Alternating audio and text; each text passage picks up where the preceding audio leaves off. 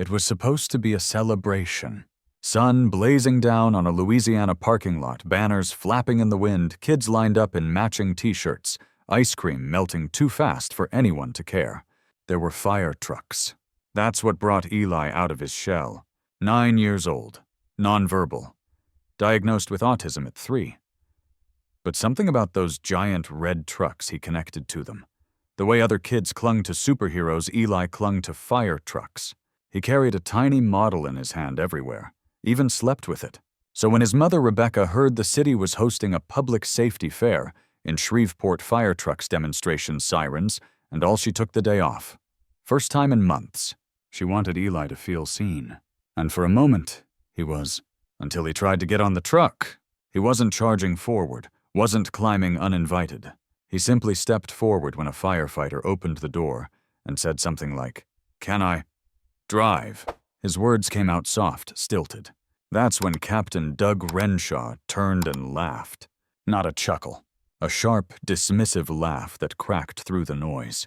"This isn't Disneyland, buddy," he said just loud enough. A few parents laughed. A few kids followed. Eli froze, hands clenched. The plastic fire truck in his palm slipped and hit the ground. Rebecca moved, but not fast enough, because in that moment no one stood up for him, except the silence. The kind of silence that thickens around a child when joy turns to shame. And standing just 10 feet away, Mike Johnson, Speaker of the House. Khakis pressed. Polo shirt tucked in. Church smile ready for the next handshake. He saw it. The moment, the laugh, the boy. And he didn't move. Not yet. The camera caught it all a live stream by a local news team scanning the crowd, pausing just long enough to catch Johnson watching. Expression unreadable. Hands clasped. Eyes fixed. But still, Eli didn't cry.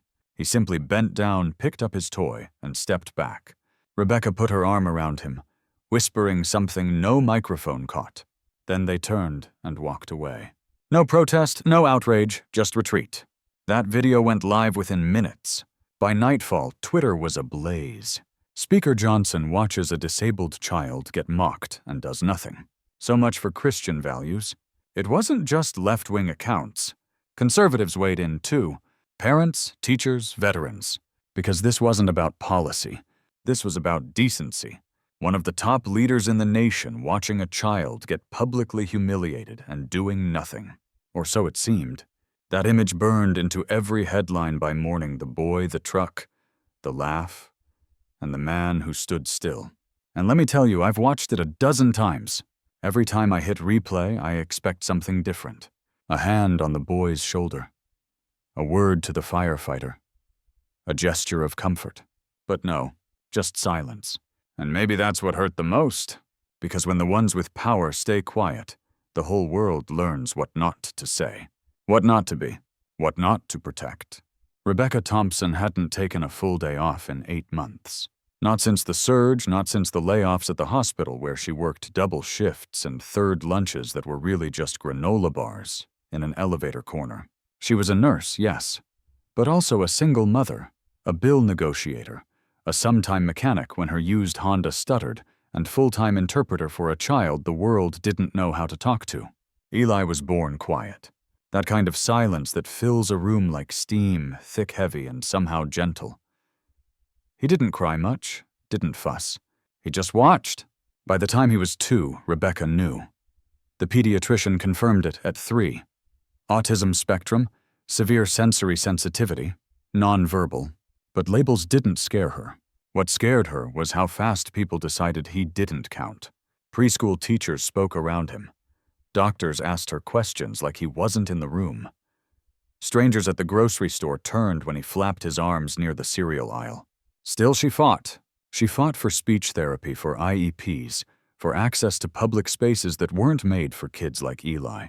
But more than anything, she fought for joy. That's where the fire trucks came in. It started with a red crayon drawing. Big rectangle, 2 circles, ladder across the top. He wouldn't look her in the eye, but when she said fire truck, he turned. That night she bought him a $2.99 plastic model. The way he held it, like a relic, like a key to a door the world had kept locked, made her weep. They built a routine. After dinner, They'd sit by the window watching for the occasional fire truck racing past lights flaring in the dusk. He would tap the glass twice when one passed. She'd tap back. It was their language. When she saw the flyer for the public safety fair, her hands shook. Live fire demos, equipment tours, a real fire truck to explore. This, she whispered aloud in the break room. This could be his day. She picked out Eli's clothes the night before.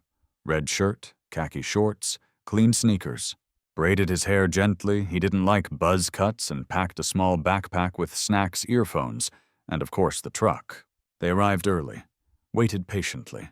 Eli clutched her hand until he saw it the real thing, red, gleaming, towering.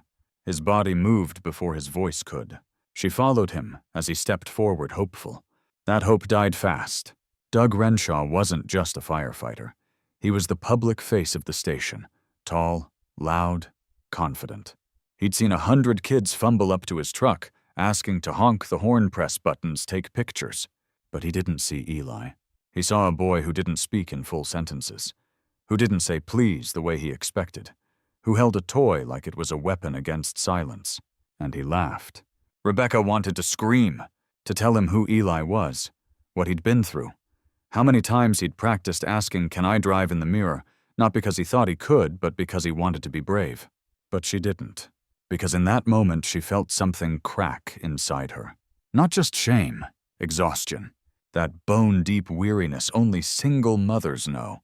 When you fought so long, you start forgetting what winning looks like. She pulled Eli close, whispered, "We're okay, baby," though she wasn't sure they were. And then she saw him, Mike Johnson, standing under a tent 10 feet away, face blank, watching. She didn't expect him to charge forward, but she expected something. A nod, a question, a gesture. Instead, he turned slightly and looked down at his phone. She didn't hate him, didn't curse him, but something settled in her chest that day. A truth she didn't want. Even the men who say they care sometimes don't. The internet didn't sleep. By the time Rebecca had buckled Eli into his booster seat and pulled into the Whataburger drive-thru, the moment had already left her hands. The video, less than 10 seconds, posted by a teenage EMT volunteer named Kayla Whitmore, whose mom worked PR for the city. Her caption was simple: "This broke me. Watch until the end." It did not take long. Within hours, TikTok was flooded. Clips replayed over sad piano music. Stitch reactions of teachers crying. Parents of autistic kids venting fury and grief in equal measure. And always, always that still image. Eli stepping back, Johnson standing still. It was more than an image. It was a symbol of the people who hold power, of the ones who are supposed to protect, and what it means when they decide not to move. Johnson's comms team didn't post, didn't spin, didn't tweet or thread or go live. Nothing. For 48 hours. That silence only grew louder. Cable networks picked it up. CNN ran it under a chyron, when leaders watch but don't lead. Even conservative hosts on Fox like Laura Ingraham couldn't ignore it. "I'm not saying he's a villain," she said, "but in that moment we needed a father, not a politician." The backlash wasn't just partisan. It was parental. It was personal. Parents began posting photos of their neurodivergent kids holding fire truck toys. Some wrote open letters. "Dear Mr. Johnson, I voted for you, but my son needed you to speak up and you didn't." The heat reached Capitol Hill by day 3. A Democratic rep from Massachusetts, Lena Carroll, called out Johnson by name during a floor speech. Not viciously, just plainly. "My son is also autistic. If we cannot teach our children that dignity belongs to everyone, then what exactly is our example worth?" Some thought Johnson would respond then. Maybe hold a press conference, release a statement, visit the family. But he didn't. He was scheduled for a roundtable on economic policy in Atlanta that afternoon. He attended, he spoke, and reporters only got one question in before being ushered out. That night his Wikipedia page was updated Mike Johnson, American politician best known for pausing during a viral incident involving a mocked autistic child. Rebecca saw it all. She wasn't a political person. She didn't vote in the last 2 cycles. Not because she didn't care, but because every hour of her life was spent keeping a fragile hope intact for a boy the world barely noticed. Now the world was noticing, but not for the right reasons. People kept reaching out, blogs, podcasts, even a documentary producer from Netflix. She ignored them. Eli didn't need a spotlight. He needed a shield. Still at night when he was asleep, Rebecca would scroll through the comments. Some angry, some poetic, some terrifying, but one stuck with her. It simply said, "Power isn't proven in speeches. It's proven when no one's watching and you move anyway." She reread it 10 times, wondering if Johnson had seen it too, wondering what kind of man he really was when the cameras were off, because in a moment when everything demanded courage, he hadn't moved. And that silence, it might have been louder than the laugh. It didn't happen on a stage. No podium, no media vans, no hashtags or handlers. Just one black sedan pulling into a quiet Shreveport neighborhood before sunrise. Mike Johnson stepped out, no suit, no lapel pin. Just a pressed blue shirt and a folded letter in his back pocket. The world hadn't heard from him in 5 days. Some thought he'd retreat behind spin doctors. Others guessed he'd double down, make it political talk about cancel culture. But he did neither. Instead, he called one person. Pastor Dean Holloway, the man who baptized him when he was 15, the man who taught him that mercy means showing up when no one's watching. They met in the back pew of a near-empty church. Dean didn't speak first. Johnson did. "I failed that boy," he said quietly. Dean let the silence sit. "And I failed her, his mother." He didn't justify, didn't explain, just admitted, and then asked, "What do I do now?" Dean looked him in the eye. "You don't fix a wound with a press release. You show up, you listen. You ask if there's anything you can do, and you mean it." So he did. That afternoon, with no press alert, no social media fanfare, Johnson knocked on a white door in the southern edge of the city. Rebecca opened it. Her face was cautious, tired, guarded. Eli was inside drawing. "I don't expect forgiveness," Johnson began. "And I know I didn't act when I should have.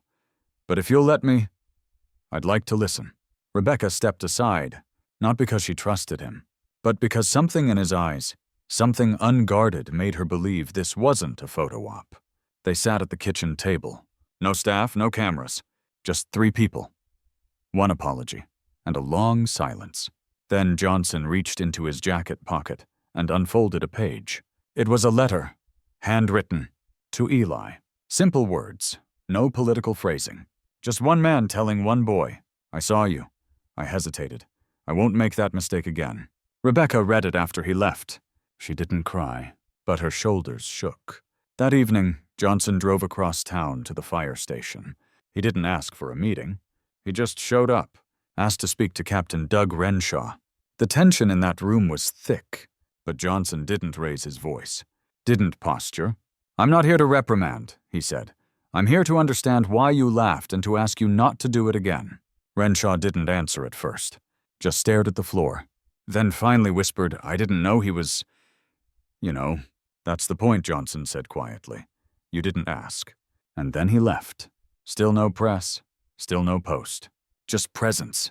A man who'd failed to move when it mattered, choosing to move now when it was quiet.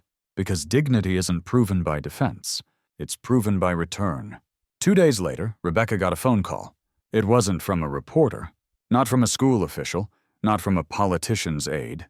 It was from Jorge Marin, a young firefighter who had stood silently that day behind Captain Renshaw. He was the only one who didn't laugh.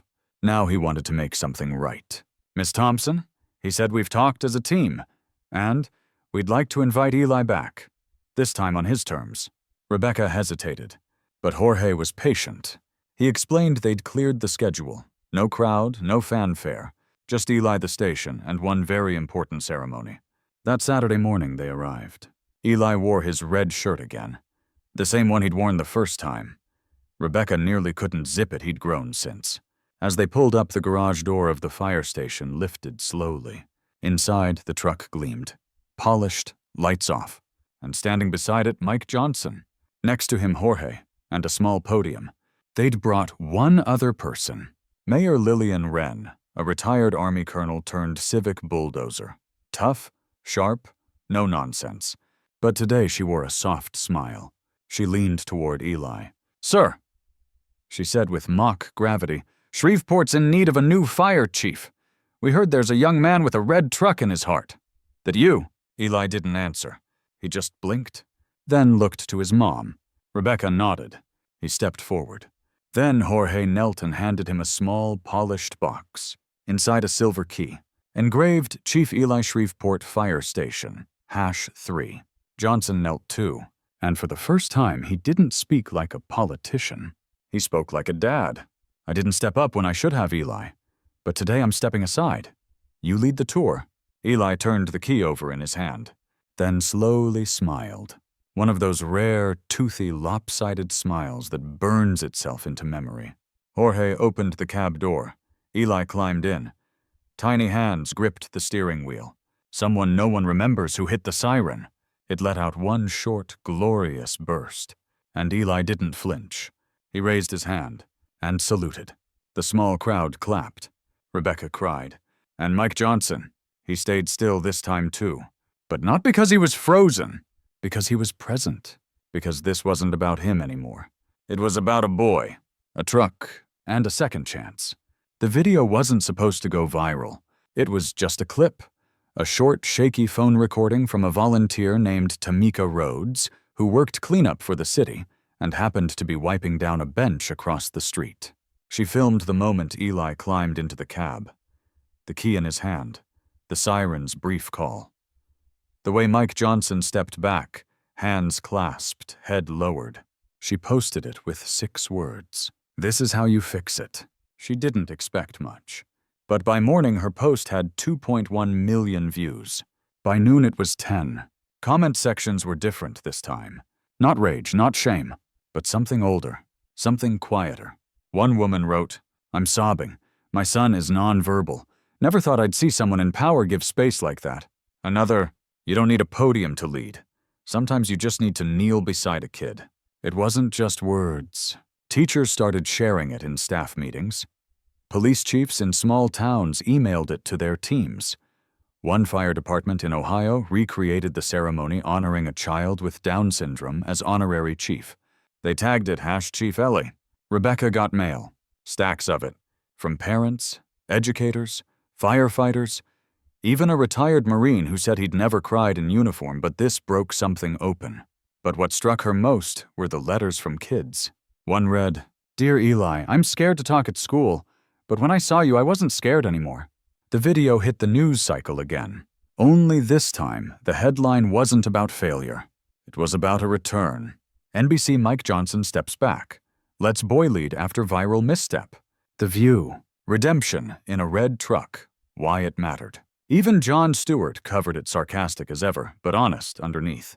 Look, he said it's easy to mock politicians, but when they eat the humble pie and pass the mic to a kid, that's something. And it was. Because this time the silence wasn't shame. It was space. A pause made sacred. And in that space, a boy climbed forward, held a key, and gave the rest of us something we forgot we were allowed to feel. Hope? Captain Doug Renshaw hadn't slept much since the first video went viral.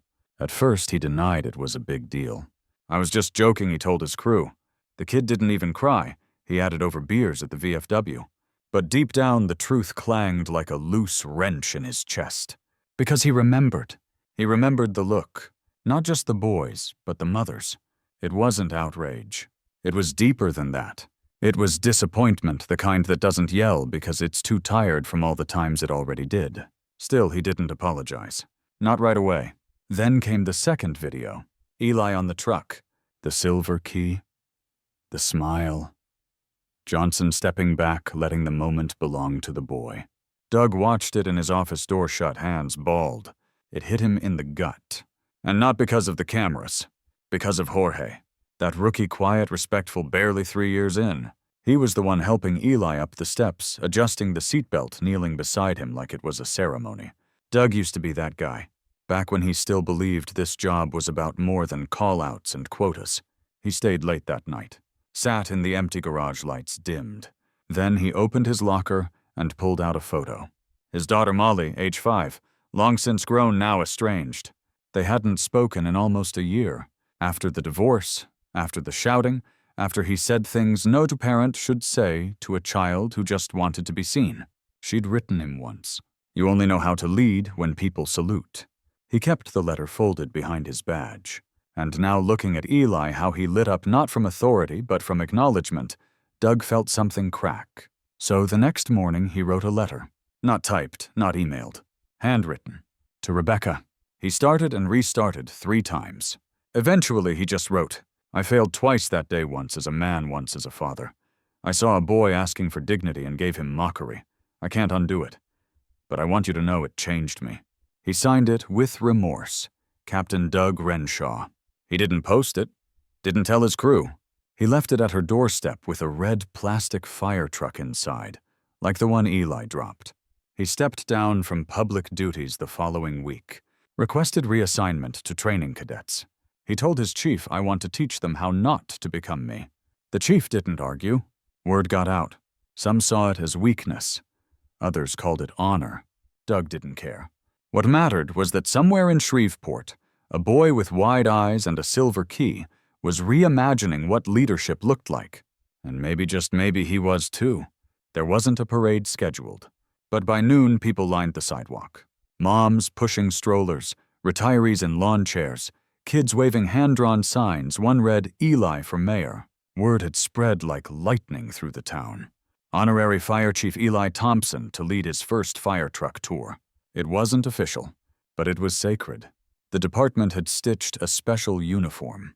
Tiny coat, little helmet, a name patch that read, "Chief Eli." The silver key hung on a red lanyard around his neck. Rebecca stood just behind him, her hand resting lightly on his shoulder. She wasn't wearing makeup. Didn't need it.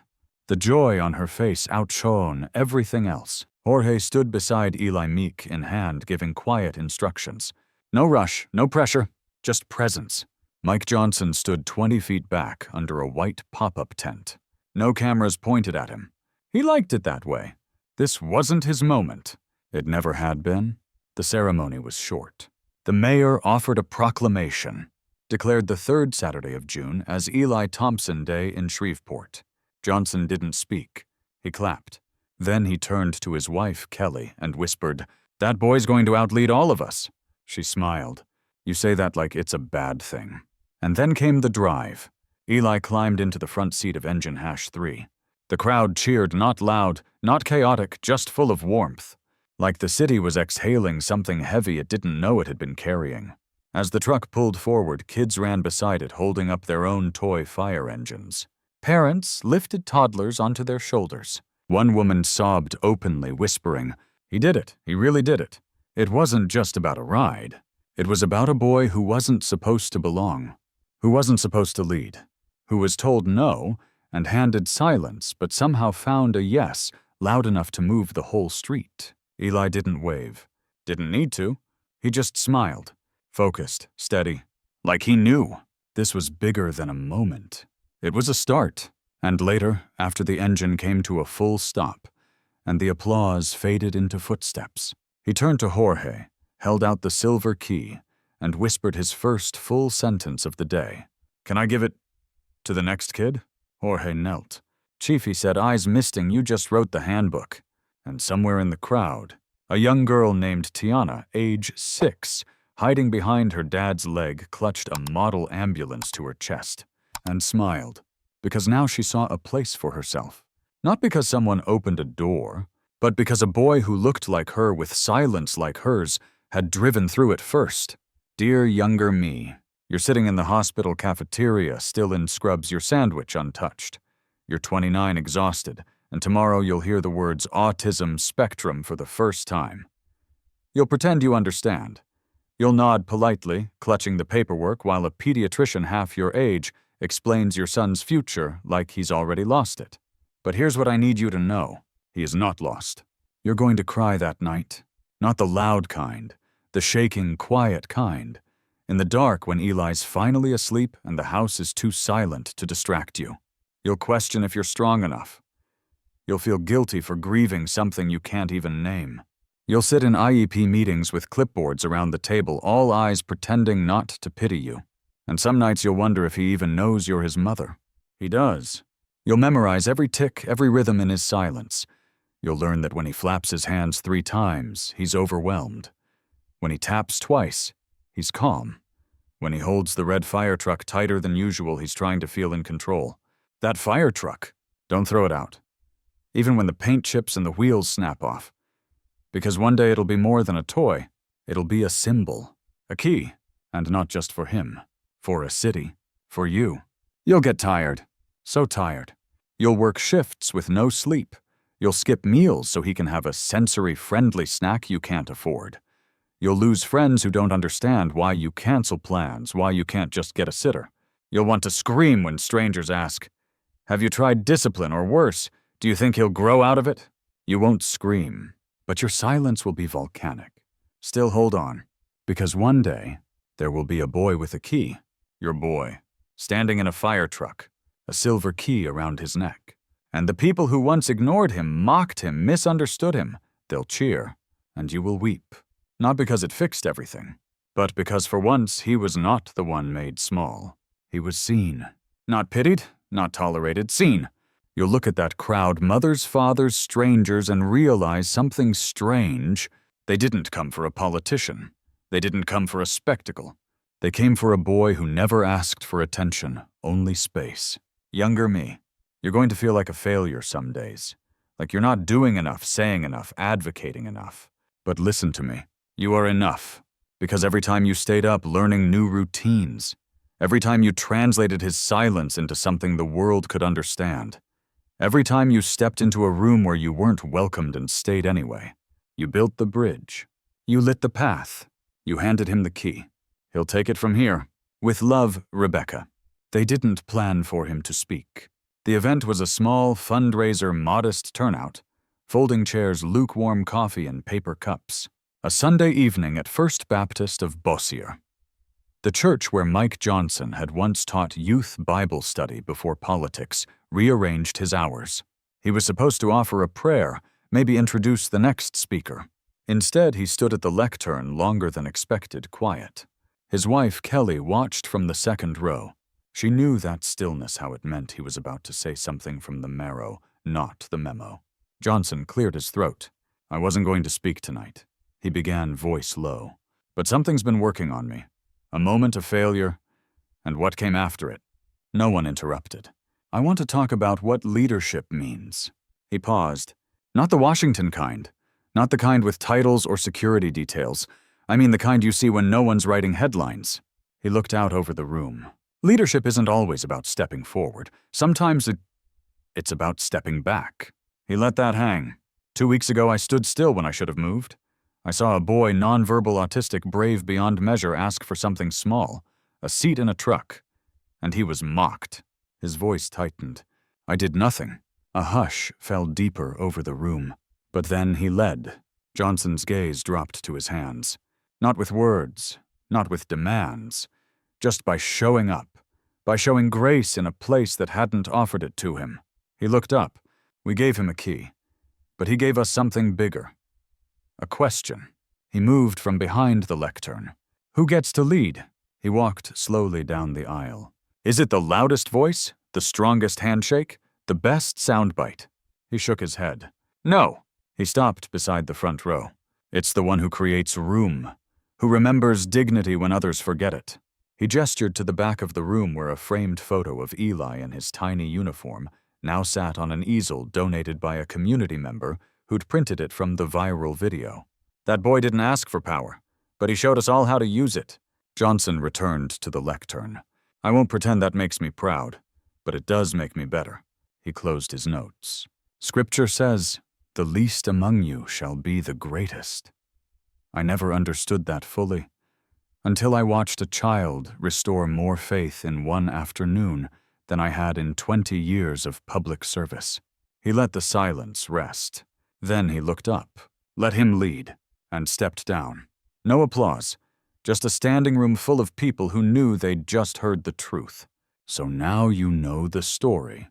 Not of a scandal, not of a press conference, but of a boy, a key, and the space between silence and action. You've seen what happened when a leader froze. You've seen what followed when he returned quietly. Humbly, not to defend, but to kneel. And most of all, you've seen what happens when the smallest among us is allowed to lead. Here's the truth. You don't need a podium. You don't need a title. You don't even need the right words. You just need to show up.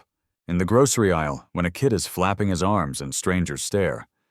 Be the person who smiles, not the one who looks away. In the staff meeting, when someone's voice trembles, be the one who steadies the room. At the dinner table, when your child is melting down and no one knows why, don't ask them to be quieter. Ask yourself to listen deeper. Because that's what Eli taught us. That courage can look like climbing a truck. That leadership can sound like silence. And that the most powerful thing you can offer someone isn't advice. It's dignity. You have that power. Right now. Today. There's someone in your life, a friend, a coworker, a student, a family member who feels like they'll never belong in the cab of the truck. Hand them the key. Say the words they've never heard out loud. You matter.